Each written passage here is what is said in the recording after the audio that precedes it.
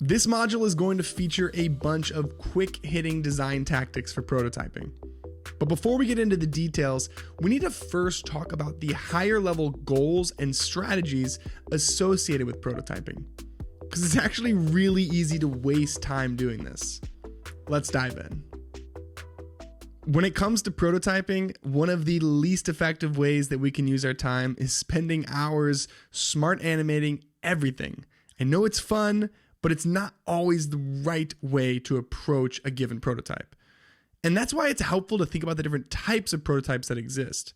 Obviously, it depends on where you draw the line, but I think you can break things out into 4 primary types of prototypes.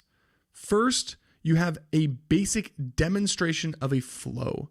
The goal here is just to outline the user journey and highlight the basic layout and affordances. This doesn't need to feel real. It doesn't need to be slick and have all of these different transitions. We're probably earlier in the design process where we're still making sure that we have alignment around the general layout and how all of the pieces are going to fit together. Now, the second type of prototype is you pitching an idea or maybe a concept within a project that's already ongoing. And this is going to be a little bit more focused and probably a little bit higher fidelity. If you're trying to get buy-in on a new idea, a lot of times having just a little bit of polish tied to the story that you want to tell really helps. Or if you're in the weeds on a specific project and you're executing against a different design direction, you probably want to start testing out more granular interactions and how things fit together. So most of the time, that second type of prototype is going to require a much higher level of fidelity than us just simply demonstrating a flow. Now, this third type of prototype is an actual user test. And in this case, our goal is to make our prototype experience feel as real as we can because we want to generate the best possible feedback. So in terms of fidelity, when we're doing a user test, that's probably going to be the most polished state that we're going to create. Now, the last type of prototype specifically deals with prepping for handoff. And this is a little bit different because we don't actually need to demonstrate the full flow. We're probably communicating very specific details about certain interactions, how pages transition from one to another. And so rather than delivering an entire prototype, we want to deliver bite-sized chunks so that developers can really get into the details on the specific part that they're building. Now that we have the 4 buckets out of the way, I've dug up an old app that I designed years ago, and for each one of these buckets, I have a tiny little prototype, and that way we can look at them one by one and see how they might compare. So for this first type of prototype, I probably am not going to spend any time whatsoever using Smart Animate because it's not really important at this step in the process. Right now, I simply want to demonstrate how users go from one screen to the next and where the general buttons are. We're probably a little bit earlier in the design process. Maybe we're not 100% sure on the order of the tab bar, or maybe we're still considering different approaches for the page template itself. The point is, when I'm delivering this prototype, maybe I'm creating a quick Loom video in Slack, for instance, I'm not going to waste time with Smart Animate. I'm just going to do simple instant transitions just like that. It takes me 30 seconds to wire up, and this totally accomplishes the goal. Nice and simple. Don't want to spend more time than we need. Now, as we get further along in the process, I'm going to start focusing more specifically on certain chunks of the product experience that I'm designing. For instance, if I'm looking at onboarding, maybe I'm going to pitch a concept for what I think onboarding could be. So in this example, I thought it could be pretty cool to have an intro video that is the splash screen that users first see when they open up the app. So in order to effectively communicate that intended experience, I'm not going to take a picture and then say, hey, by the way, this could be a video. In my opinion, it's worth it to spend the 5 or 10 minutes creating a little GIF and embedding it as the background here so that when I come in here to prototype mode, it kind of feels a little bit more real, and you can get a better sense for what could this actually look and feel like if we brought it to life in code. And so this would be an example of where we want to increase that fidelity knob just a little bit, because it really is helping us drive discussion and gain alignment internally as a team. Now, also in this prototype, I've added a few interactions here as well. For instance, the next step in this flow is selecting your campus on a map. And so I'm going to take a stab and say, hey, the way that we access that flow is that's going to slide up from the bottom, and then potentially we could have a horizontal carousel of campus cards here. Those are very concrete design decisions that I am pitching internally to see what people think. I want people to be able to click through my prototype, really feel what it's like to swipe that carousel horizontally. And so this is another example where I'm going to take a few minutes to create a little scroll track here and demonstrate what that could tangibly be like.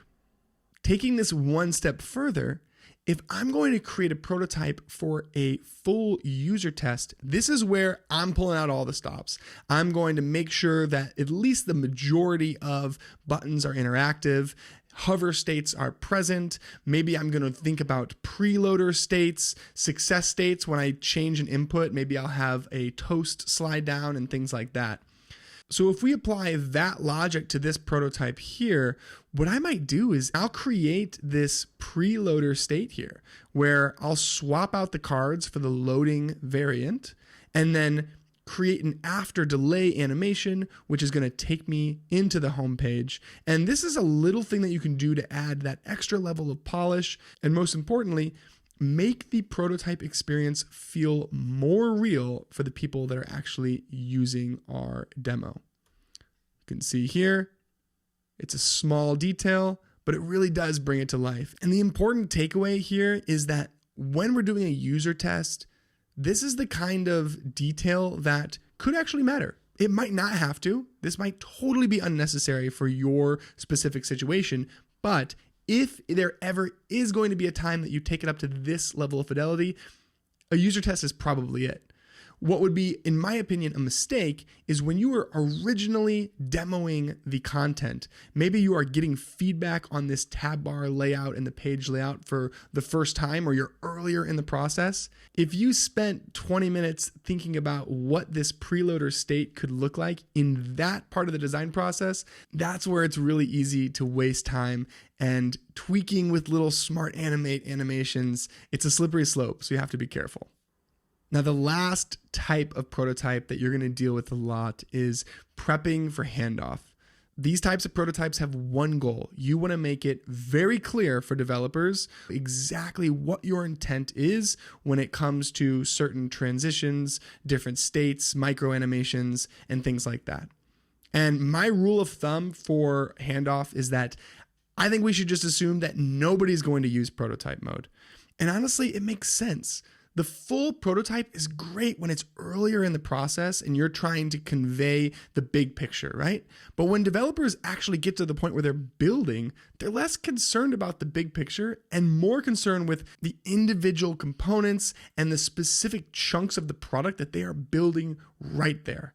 And so as a general practice, what I do is I'll actually write out the intended animation in text using one of my note components, and I'm going to try to make it as bite-sized as possible, or I'll identify a general pattern in the way that the design works. So for instance, in this example here, I'm specifically talking about the way that the app transitions from one main page to the next.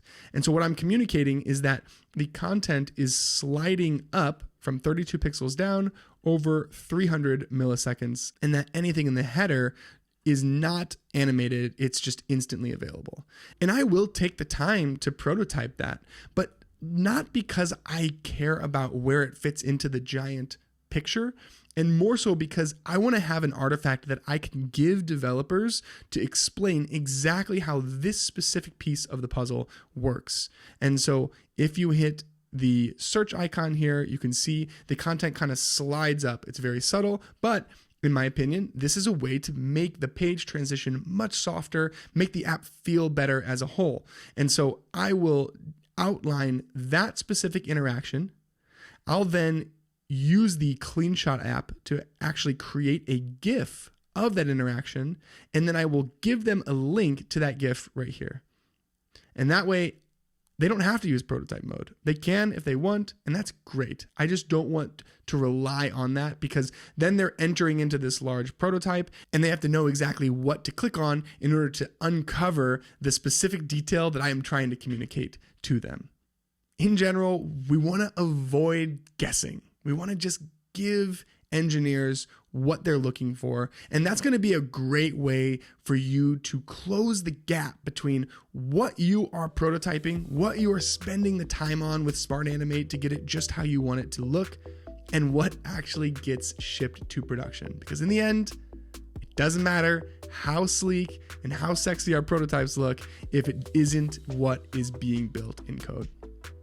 Hopefully this provides a high-level mental model that you can use when you're approaching different types of prototypes. In the next lessons, we're going to get into specific tactics that you can use for each one.